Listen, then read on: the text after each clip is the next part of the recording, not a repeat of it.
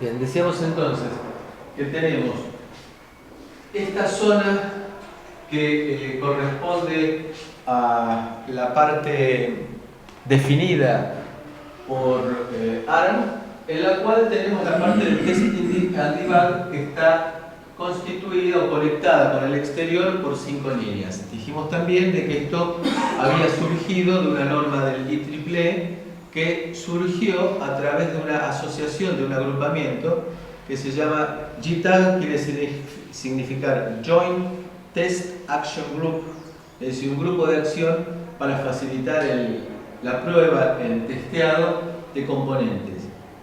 Ese grupo comenzó a tener vigencia cuando aparecieron los procesadores digitales de señales. Los procesadores digitales de señales, DSPs, surgieron cuando fue necesario comenzar a procesar señales digitales. Es decir, la sigla DSP es engañosa porque significa Digital Signal Processing, que eso tiene muchísimos años, y Digital Signal Processors, que aparecieron en la década del 90 y que se encontraron que al querer trabajar con frecuencias que arrancaban en los 200 MHz no tenían forma de poder trabajar en la parte de debugging. Por las mismas razones que habíamos dicho nosotros el martes, que si queríamos colocar un cable plano a 200 MHz, ya para comunicarnos con la PC, en nuestro caso como herramienta de desarrollo, ese cable plano se comportaba por sus parámetros parásitos de cualquier manera menos como un cable.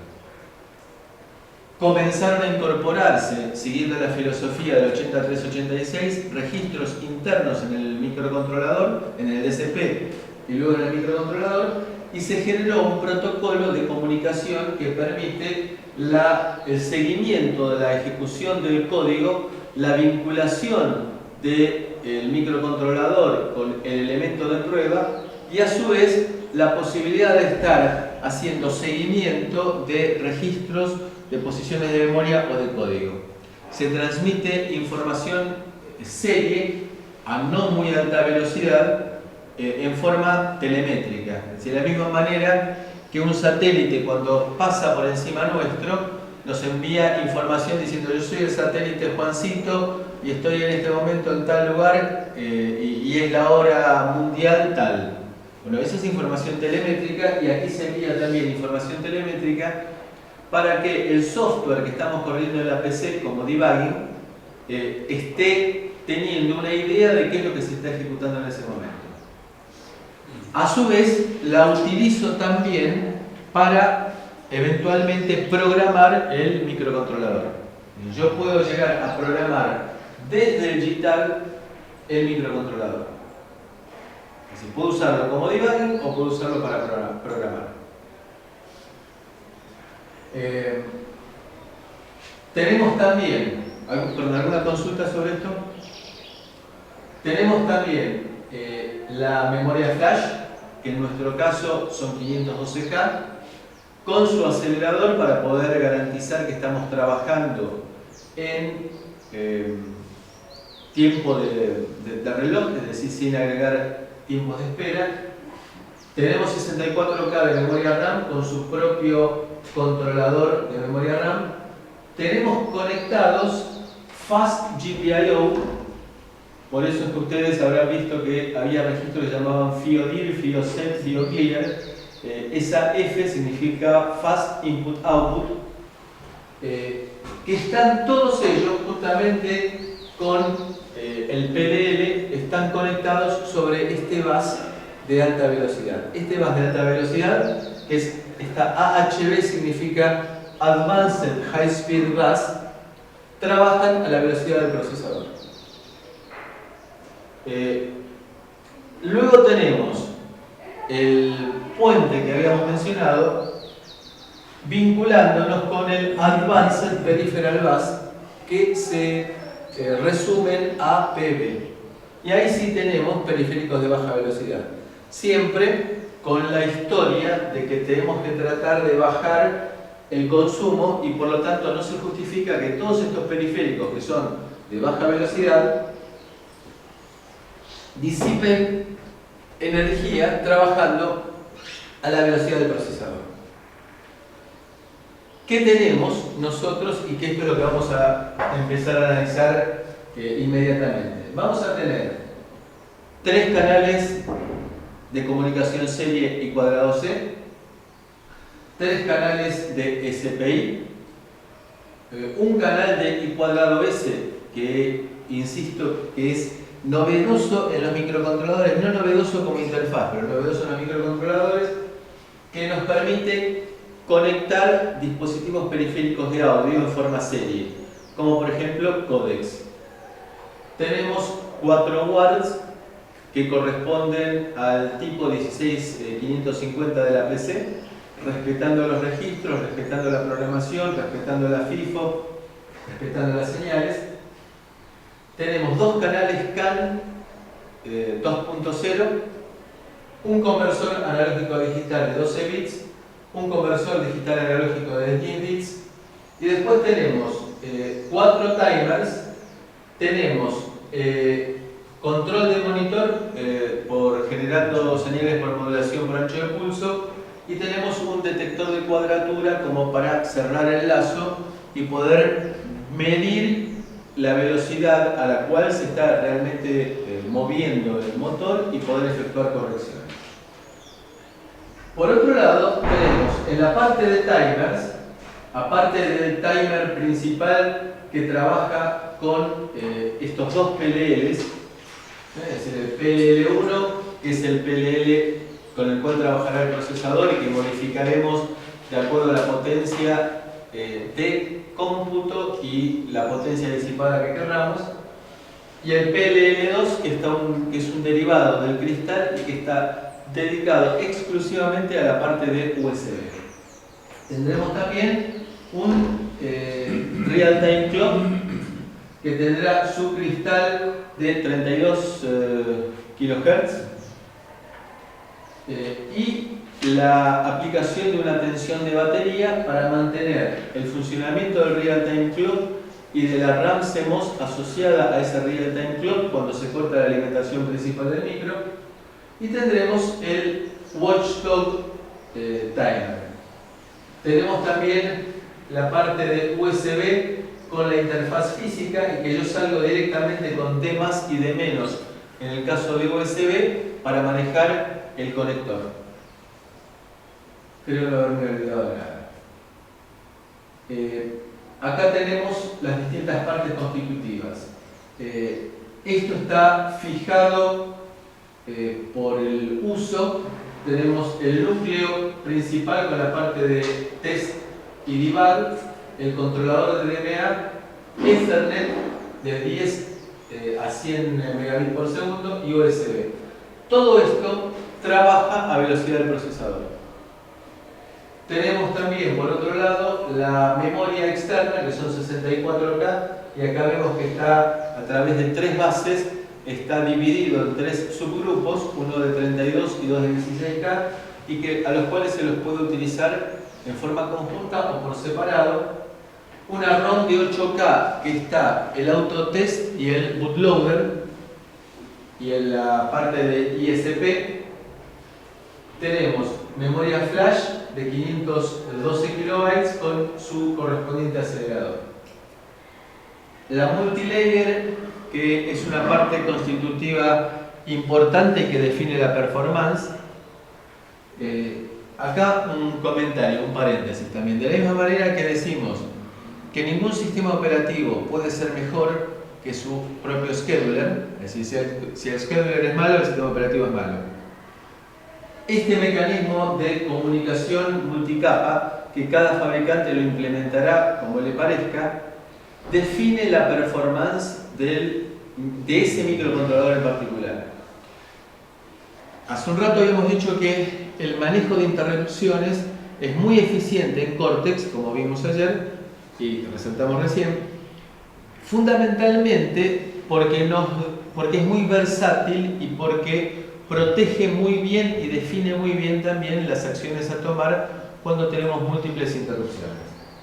Entonces dijimos que eso era característico de, como el NMIC es genérico, de toda la familia Cortex M. Ahora estamos diciendo que la performance de cada microcontrolador va a estar, en definitiva, manejada por la performance que tenga esta matriz, que cada fabricante la diseñará per se y cada fabricante le dará el nombre que le convenga. Pero siempre va a tener que haber en esta familia, en este grupo de Cortex M3, algún mecanismo que permita la interconexión dinámica entre dispositivos. También una estrategia para la fabricación de dispositivos de comunicación, el switch también, ¿no? Esta matriz. Las matrices vienen justamente de la parte de comunicaciones. Por ejemplo, en una central telefónica privada, en una centralita telefónica, yo tengo que comunicar los internos con las líneas externas. Eso lo hago a través de una matriz de comunicaciones. El concepto de matriz es justamente ese. Tengo, por ejemplo, filas que corresponden a las líneas urbanas, tengo columnas que corresponden a los internos. Entonces, dinámicamente yo tendré, por programación, tendré la posibilidad de conectar la línea externa 2 con el interno 7. Eso es la telefonista que ponía claro, las clavijas.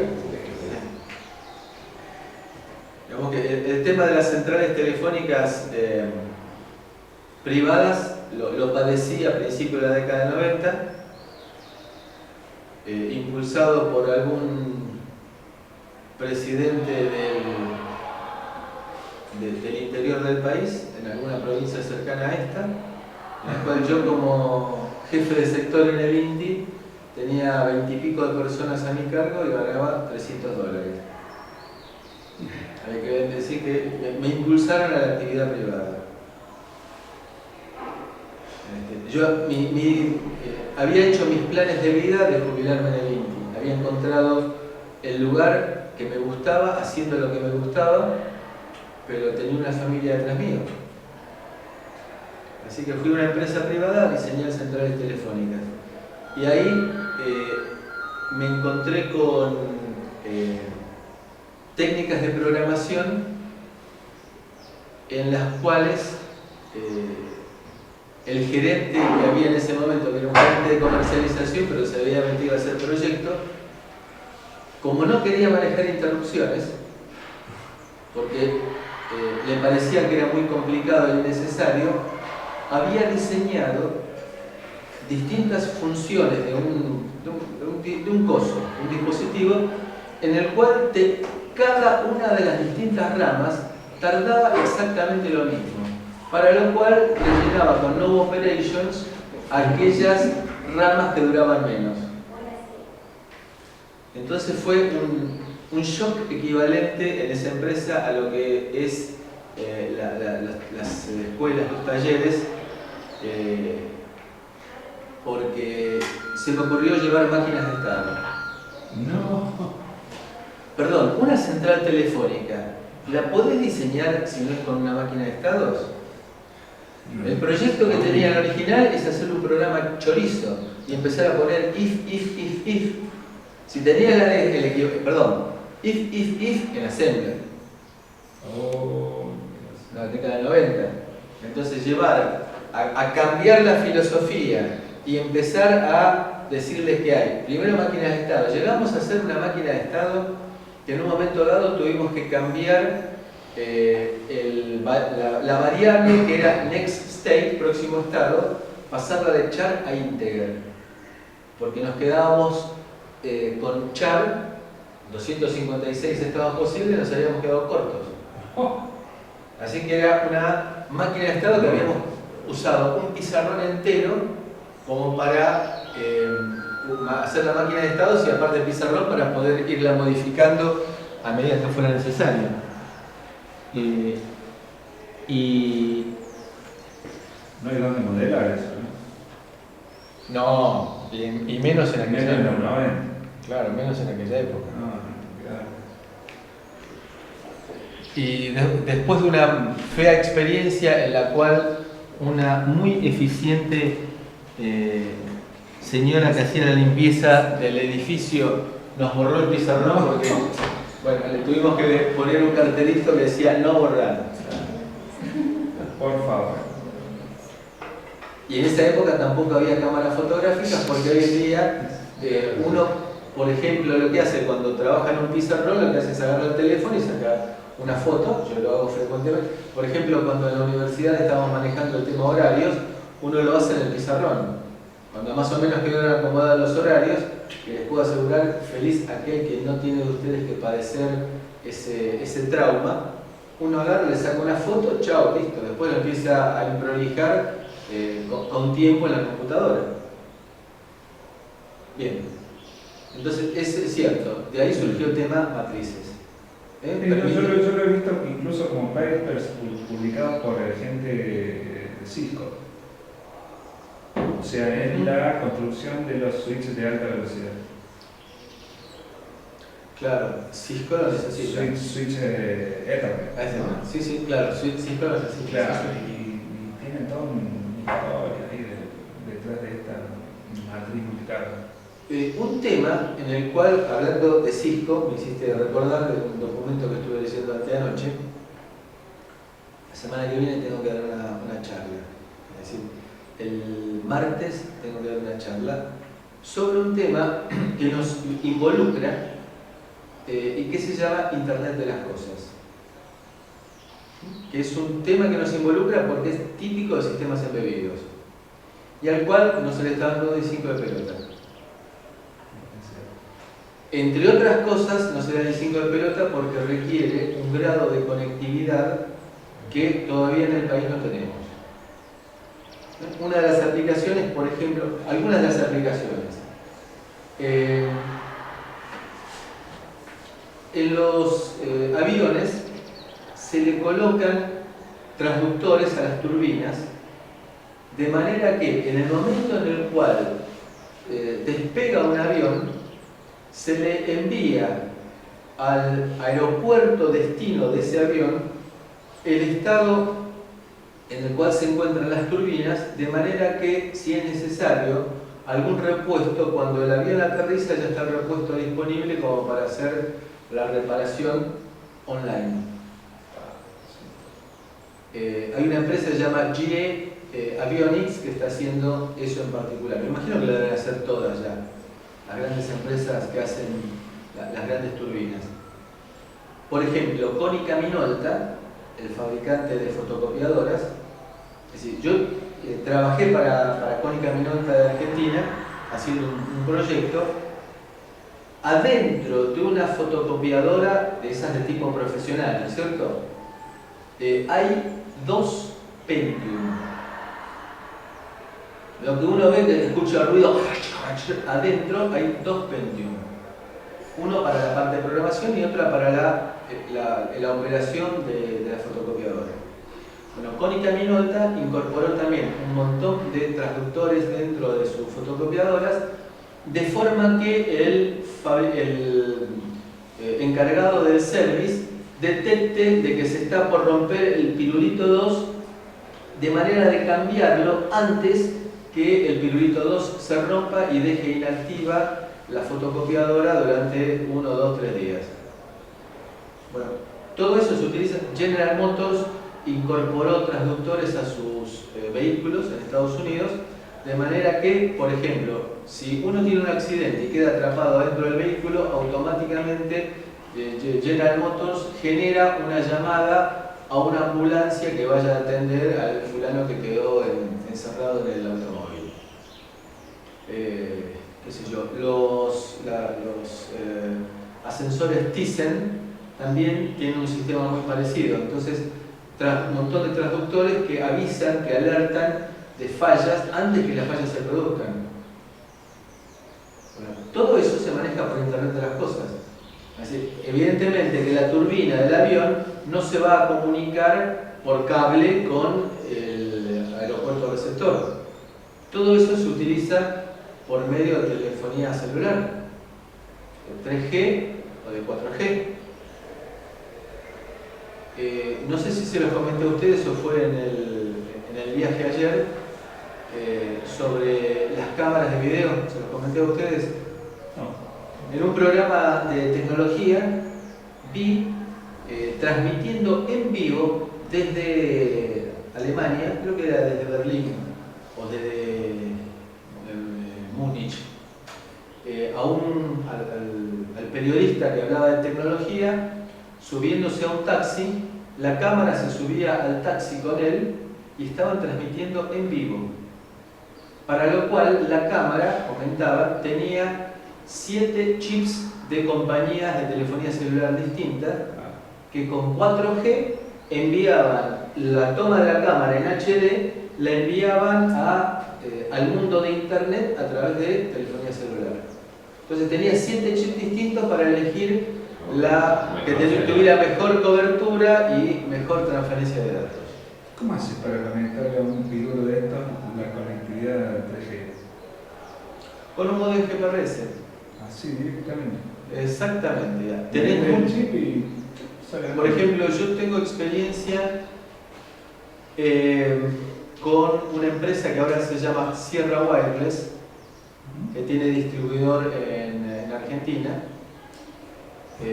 y que antes, digamos, que Sierra Wireless compró otra empresa que se llamaba Wavecom. Y es un modem. Para vos es un modem. O sea, para mí como microcontrolador. Sí. Entonces lo único que tenés que hacer vos, se maneja con comandos AT como cualquier modem. Entonces vos lo que haces, por ejemplo, es creas un sitio FTP en el cual los datos que vos le mandás al modem GPRS te van a parar a ese sitio FTP. Y ahí ya estás en el mundo de internet. Sí, ya estás sí. Entonces, ese es mi sistema que utilizan los sistemas de tracking satelital. Tienen un GPS que toma la posición y un microcontrolador que lee serie el GPS y transmite serie vía el modem GPRS y va mandando la información. Funciona como cliente el dispositivo móvil, digamos. Claro, claro. Y los chorros ya tienen cómo inhabilitarlos. Por supuesto. Yo estuve en Mendoza en una empresa que trabajaba en eso y tenían algo equivalente del tamaño de un control remoto de televisión. Apretaba ese control remoto y dejaba sin telefonía celular a 100 metros a la redonda. Sí. Y lo hicimos la prueba. Yo mirando mi teléfono celular, el tipo apretaba y me aparecía sin señal. Lo liberaba y aparecía nuevamente la señal. Y eso en un equipo portátil. Dicen que los delincuentes van en 2 automóviles, uno delante y otro detrás del vehículo que quieren robar, pero con equipos de 25 watts. Es decir, que dejan una provincia entera sin teléfono. Esos manuales tenían 500 miliwatts de Pero potencia. se compran libremente esos dispositivos. Ahí en la facultad había gente que lo estaban utilizando para hacer mediciones de los niveles de potencia de la señal de telefonía celular. Hacer ensayos, ¿no? Y había momentos que te quedabas así en un radio de 50 metros sin ningún tipo de nivel de señal celular. Pero digo, son instrumentos que igual no hay que hacer ningún trámite raro para conseguirlo. ¿Ustedes recuerdan ese asalto, creo que fue en la zona de La Plata, de una mujer que el apellido, si no me falla la memoria, era Píparo, que estaba embarazada, que perdió el bebé en un robo? Una de las medidas que surgió fueron las mamparas en los bancos, esa se implementó, y la otra que se había dicho era inhabilitar los teléfonos celulares en los bancos. Las pruebas fueron desastrosas porque cuando actuaban en el inhabilitador dejaban todo el edificio que estaba arriba del banco sin telefonía celular. Y por eso es que no se implementó. Es decir, no hay forma de inhabilitar en un solo recinto la telefonía celular. Sí, sí. Entonces, y menos todavía cuando el guardia de seguridad del banco está con el teléfono. Entonces yo en una oportunidad le dije, usted no puede estar con el teléfono. Me dice, estoy con el jueguito. Digo, pero escúcheme, usted está de seguridad, ¿qué va a estar con el jueguito? Carrera mal, tenés razón.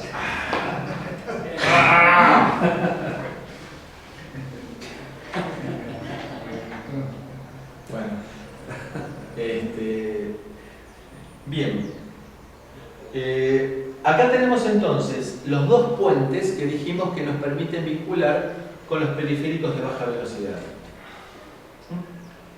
Esta es ya la ampliación más detallada y que analizamos en su momento como la arquitectura. Los bases multicapa, que es esto que aparece aquí recuadrado en azul, son las matrices dinámicas que me permiten conectar casi cualquier cosa con casi cualquier cosa. Y lo fundamental es que es dinámico porque lo puedo cambiar en tiempo de ejecución. Yo puedo definir qué conecto con qué en tiempo de ejecución. Esto me permite a mí vincularme con el exterior a través de acceso directo a memoria, haciendo que los periféricos se conecten a través de los puentes y que permita esos puentes a su vez el manejo de el acceso directo a la memoria que está trabajando en la línea de alta velocidad.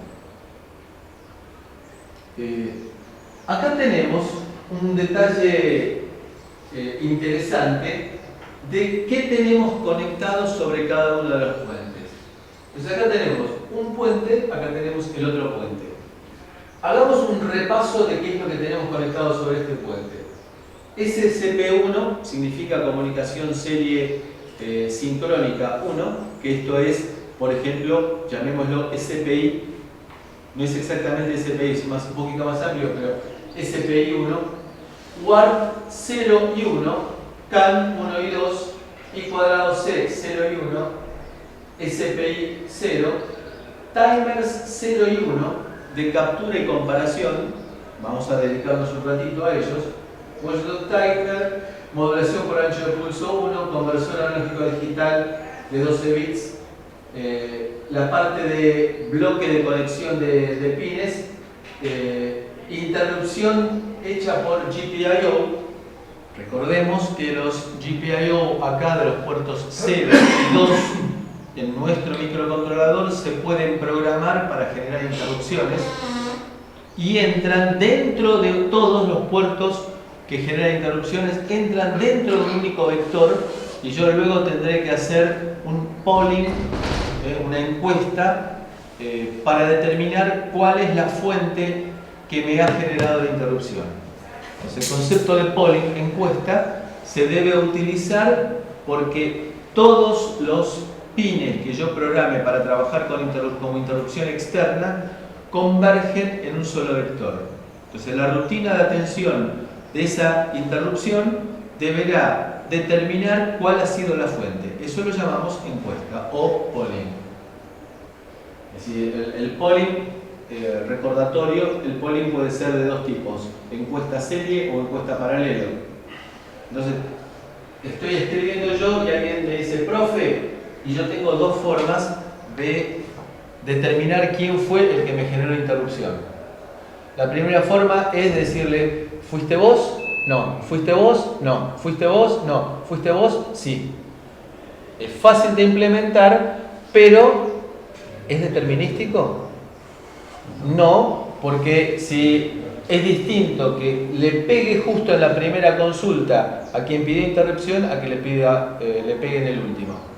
La otra forma de encuesta es la encuesta paralelo, que yo diga ¿quién me quiere preguntar? Entonces yo veo que alguien levanta la mano, estoy haciendo una encuesta paralela. Y esa sí es determinística. Bien, tenemos entonces la posibilidad de manejar interrupciones por GPIO. Tenemos el reloj de tiempo real con su oscilador de 32 kHz, es decir, se usa un cristal de 32 kHz exactamente igual al que tiene nuestro reloj.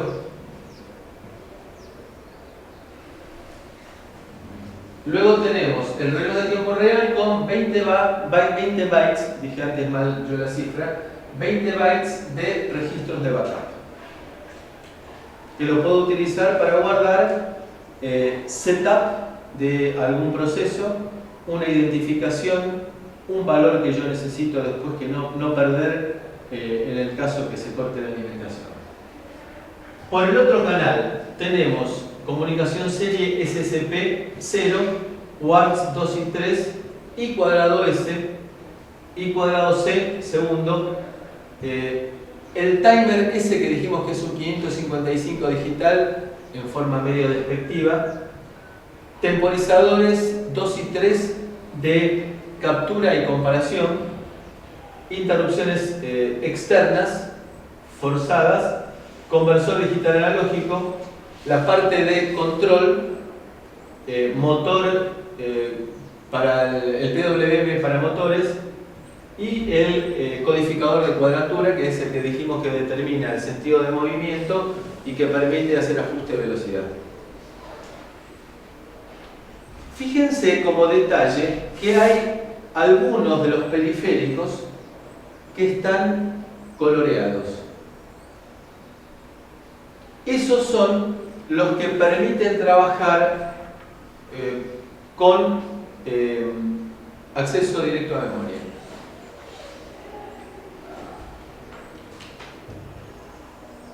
Vamos a ver que el acceso directo a memoria puede vincular 4 situaciones distintas. Yo puedo hacer acceso directo a memoria entre memoria y memoria, entre memoria y periférico, entre periférico y memoria. ¿Y cuál es la combinación que me queda? Periférico. Y puedo hacer DMA entre periférico y periférico. Y eso también es novedoso en Cortex. Poder hacer DMA directo, sin intervención del procesador, entre periférico y periférico.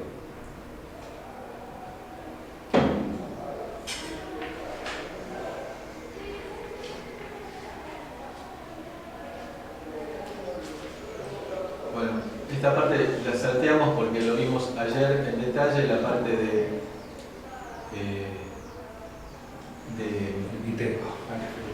bit banding. Observen ustedes, acá vemos la arquitectura ampliada. Hasta ahora la hemos visto a pedacitos. Entonces, acá tenemos los dos canales, los dos puentes que nos permiten vincular un conjunto de periféricos, otro conjunto de periféricos.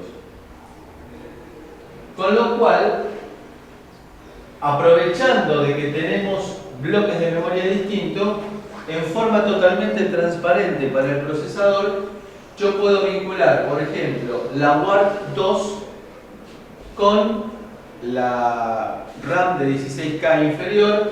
Yo puedo vincular el conversor analógico a digital, por ejemplo, con la RAM de 16K intermedia, o bien el procesador estar trabajando sobre la RAM de 32K. Y puedo hacer las combinaciones que a mí me plazca al programar el controlador de DMA y decir cuál es la dirección de inicio en la cual se encontrará el buffer de transmisión o de recepción. Marcelo, te digo que ya estamos en el coffee. Pero dentro de poco el coffee break va a ser antes de Bueno, te digo. Vamos. Seguimos. Vamos. Claramente, Marcelo. Todavía no termina.